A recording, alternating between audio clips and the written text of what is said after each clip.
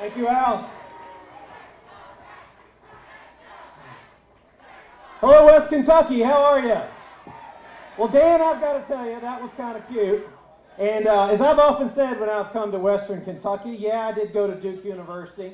But it's not, where you went to school. It's what you did with your education. And for those of you that seem to be obsessed with this particular issue, I'll take a pledge right now. You know what? I tell you, I went there before Christian later, and I will take this pledge. Joby Hall is running around out here somewhere, and if I help you out and make you feel better, I pledge to lay down in front of these cameras and we'll let Joby stomp on my chest. How's that, Daniel? It's great to be back in Western Kentucky. Daniel, you've talked a little bit about my record or what you think my record is. Well, Daniel, you've talked about silver spoons and you've talked about a record in the congressional race that's not true.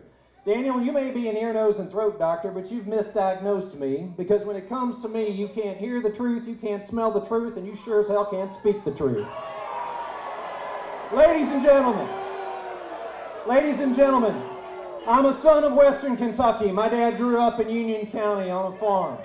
He moved to Louisville and he put himself through law school at night while teaching public school at Fairdale during the day.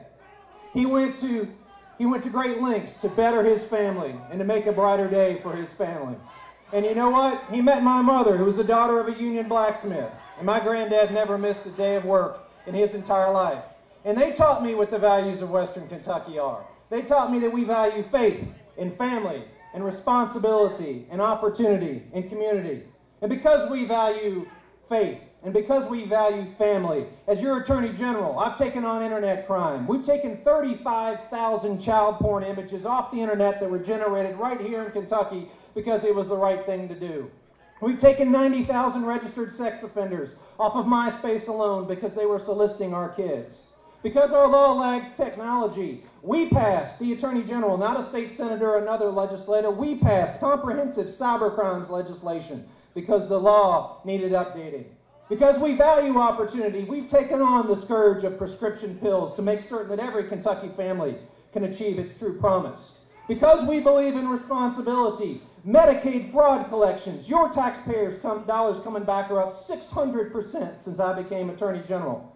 And taking on the utilities and dealing with ratepayers, we saved $91 million for gas and electric ratepayers here in the Commonwealth of Kentucky alone. And when it came time to fight price gouging and to make certain people weren't taking advantage of us in the wake of the ice storms, I stood up and said, you've got an Attorney General that stands by your side, the consumers. Ladies and gentlemen, that's a record of showing up. That's a record of going to work and delivering for you. And ladies and gentlemen, now we have a chance to take back Wendell Ford's Senate seat and return it to the people for whom he fought. And you all can holler all you want at me, and I can hear you. But just like Wendell used to say, you know what? Go ahead and chew on my hide. Chew on it. It only grows back tougher. And I've been around a while, and you're looking at one tough son of a bitch. But we need to go to Washington. We need to go to Washington and make certain that the 11% of Kentuckians that are now out of work are taken care of. We, the taxpayers, are now the shareholders in companies that have become too big to fail. And you know what I say? Let's break some of them up and return the competition that has long been our hallmark. Democrats owe this country a dialogue on fiscal responsibility. We're not in any mood to take any crap from the Republicans who messed these things up over the last 8 years. But in our 8 months in office, we're setting this country on a track to recover from the economy that we now find ourselves in. On education, we need to fully fund all-day kindergarten and make certain that early childhood education is a priority for this Commonwealth. Because you know what? The kid that can't read at 7 is the dropout at 16. And Kentucky now leads the nation in dropout rates. And ladies and gentlemen, to me, that is unacceptable. On foreign policy, we need one where America understands that strength and wisdom are not opposing values. And that's the type of United States Senator that I will be. And on the energy issue, this is something that I know about. Ladies and gentlemen, a new energy economy is coming. Kentucky needs to be part of it, but you're looking at a future United States Senator who will not cast a vote that will hurt Kentucky coal, and you have my word on that here today. Ladies and gentlemen, we are all in this together.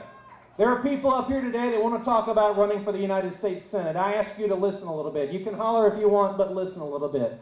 And ask who's trying to scare you, and who is applying, and who is appealing to your hopes and to your dreams. We're all in this together. The coal miner in Dad's hometown of Hazard, the farmer